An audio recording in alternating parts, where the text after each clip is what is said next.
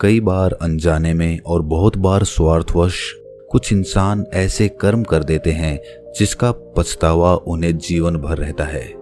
लालच और स्वार्थ से भरे हुए कर्म हो सकता है कि आपको थोड़ी देर के लिए फायदा पहुंचाए, लाभ पहुंचाए, आनंद प्रदान करें, लेकिन ऐसे कर्म करने के बाद आपका मन बोझिल होने लगता है। दूसरों को सताकर, दूसरों को दुखी करके उनसे लाभ हासिल करना आपके जीवन को सुखी नहीं बना सकता। सुखी रहने के लिए ये जरूरी है कि हम दूसरों को भी सुख पहुंचाएं, क्योंकि जिस प्रकार के कर्म हम करते हैं वही कर्म लौटकर वापस हमारी जिंदगी में आते हैं। सभी शिष्य अपने गुरु के इस उपदेश को बड़े ध्यानपूर्वक सुन रहे थे। एक शिष्य ने ये उपदेश सुनने के बाद अपने गुरु से सवाल किया कि गुरुदेव, हमारे आश्रम में बहुत सारे मच्छर हैं। जब हम रात को सोने की कोशिश करते हैं तो यही मच्छर हमें परेशान करते रहते हैं, तो मजबूरीवश इन मच्छरों को हमें मारना ही पड़ता है। उसी प्रकार अपनी फसल की देखभाल करने के लिए एक किसान को अपनी फसल को जानवरों से बचाकर रखना होता है, या फिर एक सेठ को अच्छे से काम करने के लिए अपने कारीगरों से अच्छे तरीके से काम लेना पड़ता है। इसीलिए उसे कभी कभी उन्हें डांट फटकार भी लगानी पड़ती है, जिससे उनका मन दुखी होता है। गुरुदेव, मैं आपसे ये पूछना चाहता हूँ कि अच्छा और बुरा कर्म क्या होता है, क्योंकि अगर हम मच्छरों को नहीं मारेंगे, दूर नहीं भगाएंगे, तो वो हमें सोने ही नहीं देंगे।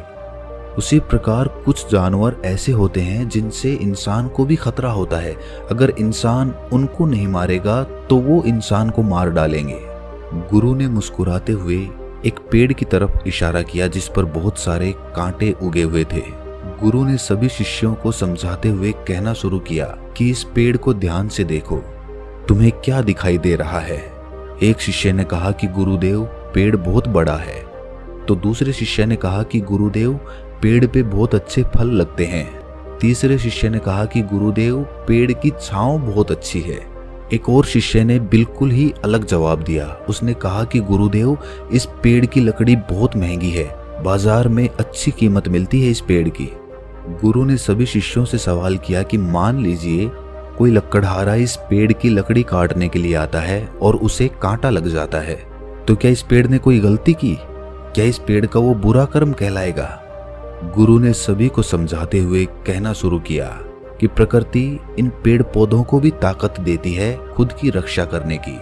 ये कांटे इस पेड़ पर इसीलिए उगे हुए हैं ताकि ये अपनी रक्षा कर सके, और अगर अपनी रक्षा करते हुए ये किसी को हानि भी पहुंचा देता है तो वो बुरा कर्म कैसे हो सकता है? क्योंकि इसका सर्वप्रथम कर्तव्य यही है कि पहले वो खुद की रक्षा करे, क्योंकि जब ये खुद की रक्षा कर पाएगा तभी तो दूसरों को फल प्रदान कर पाएगा। इसीलिए खुद की रक्षा के लिए किया हुआ कर्म कभी भी बुरा कर्म नहीं होता है। गुरु ने कहा कि जीवन एक द्वंद्व है। यहाँ पर अच्छा कर्म और बुरा कर्म इतना साफ नहीं होता है। आसानी से तुम निर्णय नहीं ले पाओगे कि अच्छा कर्म क्या है और बुरा कर्म क्या है। उसके लिए तुम्हें तर्क शक्ति का इस्तेमाल करना होगा। जब हम किसी हिरण को शेर का निवाला बनते हुए देखते हैं तो हमारे दिल में बहुत करुणा उठती है। उस शेर के प्रति हमारे मन में नफरत पैदा होती है। लेकिन समझने की बात यह होती है कि शेर का शिकार तो हिरण ही है। अगर वो हिरण का शिकार नहीं करेगा तो भूख से खुद मर जाएगा। तो इसमें शेर गलत कैसे हो सकता है? देखिए, प्रकृति के कुछ नियम और कानून होते हैं और उसी के अनुसार संसार चलता है। अहिंसा परमो धर्मा, ये कथन शास्त्रों में भी लिखा हुआ है और हम सब ने सुना होगा कि अहिंसा सबसे बड़ा धर्म होता है, लेकिन सिर्फ तब तक जब तक आपकी सुरक्षा की बात नहीं आती है। जहां पर आपकी सुरक्षा को खतरा होता है वहां पर इंसान को अहिंसा त्यागनी ही पड़ती है। अगर वो वहां पर भी अहिंसा अपनाएगा तो वो कायर कहलाएगा। शिष्य ने सवाल किया कि गुरुदेव, तो क्या फिर मांस खाना सही है? क्योंकि मांस भी तो हम अपनी भूख मिटाने के लिए ही खाते हैं, और अगर हम अपनी भूख नहीं मिटाएंगे तो हम तो मर जाएंगे। तो इस प्रकार तो मांस खाना भी सही हुआ। गुरु ने कहा कि एक शेर के लिए मांस खाना सही है क्योंकि उसके पास कोई दूसरा विकल्प नहीं है, लेकिन हमारे पास विकल्प होते हैं। हम सिर्फ अपने स्वाद के लिए मांस खाना पसंद करते हैं, और सिर्फ अपने स्वाद के लिए किसी असहाय प्राणी की हत्या कर देना कहां से उचित हो सकता है?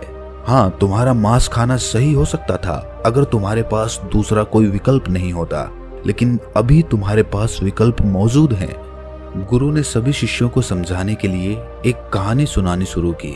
गुरु ने कहा कि किसी गांव में एक चोर रहता था। चोरी करना ही उसका पेशा था। ये बात गांव में किसी को नहीं पता थी कि वो एक चोर है। एक दिन उसकी माँ बहुत बीमार हो गई। चिकित्सक ने बताया कि इसके इलाज के लिए जो दवाइयाँ चाहिए होंगी वो काफी महंगी आती है, इसीलिए तुम्हें धन की आवश्यकता होगी। उसी रात वो चोर एक अमीर सेठ के घर में चोरी करने के लिए घुस गया, लेकिन बदकिस्मती से आज उसकी चोरी पकड़ी गई। जब सेठ ने उससे पूछा कि आज तक तो तुमने कभी चोरी नहीं की, आज ऐसी क्या मजबूरी हो गई कि तुम्हें चोरी करनी पड़ रही है? फिर क्या था, उस चोर ने गिड़गिड़ाना शुरू कर दिया। हाथ जोड़कर जोर जोर से रोने लगा और रोते हुए कहने लगा कि सेठ, मेरी माँ बहुत बीमार है, अगर तुरंत उसका इलाज नहीं किया गया तो वो बच नहीं पाएगी। सेठ ने जाकर उसकी माँ का हाल जाना और उसे यकीन हो गया कि ये चोरी अपनी माँ को बचाने के लिए ही कर रहा था, इसीलिए उसने उस चोर को माफ कर दिया। गुरु ने सभी शिष्यों को समझाया कि हम सब अपने जीवन में यही तो करते हैं। गलत कर्म हम हमेशा करते रहते हैं, लेकिन जिस दिन हमारा गलत कर्म पकड़ा जाता है तो हमारे पास कोई ना कोई बहाना तैयार होता है कि इस मजबूरी में मुझे ये कर्म करना पड़ रहा है। जिस प्रकार तुमने मच्छरों को मारने की बात कही है, तुम दूसरा विकल्प भी चुन सकते थे। तुम सोते वक्त कोई मच्छरदानी प्रयोग कर सकते थे, जिससे तुम मच्छरों से बचे भी रह सकते थे और तुम्हें मच्छरों की हत्या भी नहीं करनी पड़ती। इसीलिए अगर सही तरीके से बुद्धि का प्रयोग किया जाए तो तुम्हें कभी गलत कर्म करने ही नहीं पड़ेंगे। तुम्हें हिंसा करने की जरूरत ही महसूस नहीं होगी।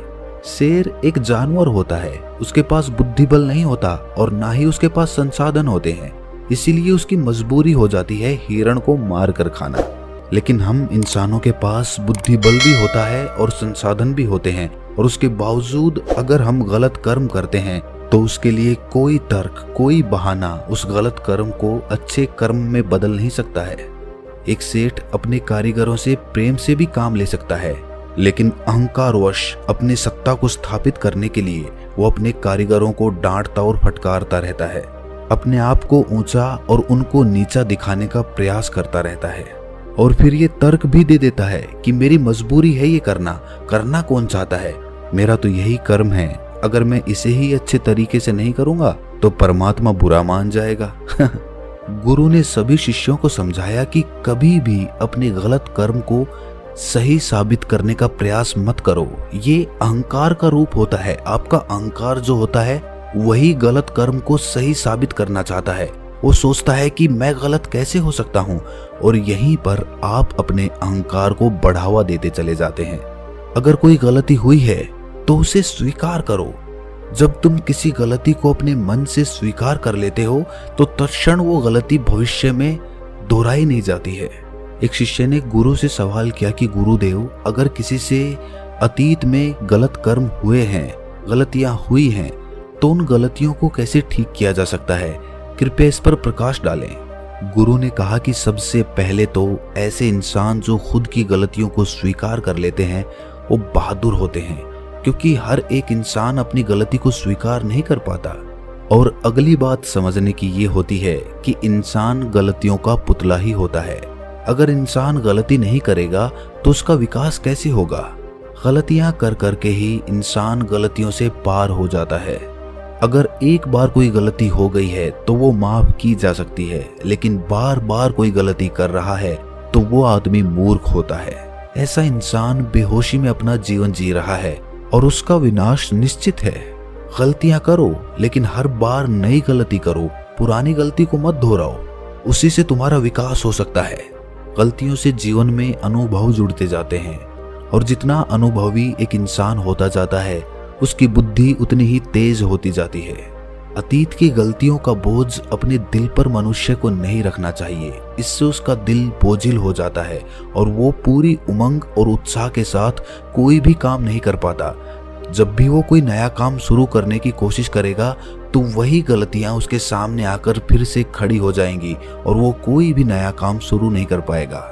और अगर वो कोई नया काम शुरू नहीं करेगा तो उससे नई गलतियां नहीं होंगी, और अगर नई गलतियां नहीं होंगी तो उसका विकास कभी नहीं होगा।